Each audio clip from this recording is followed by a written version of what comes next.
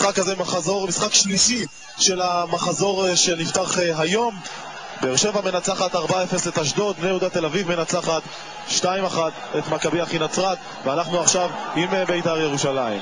התקפה עכשיו של סכנין, כבר לימה יכול לכבוש,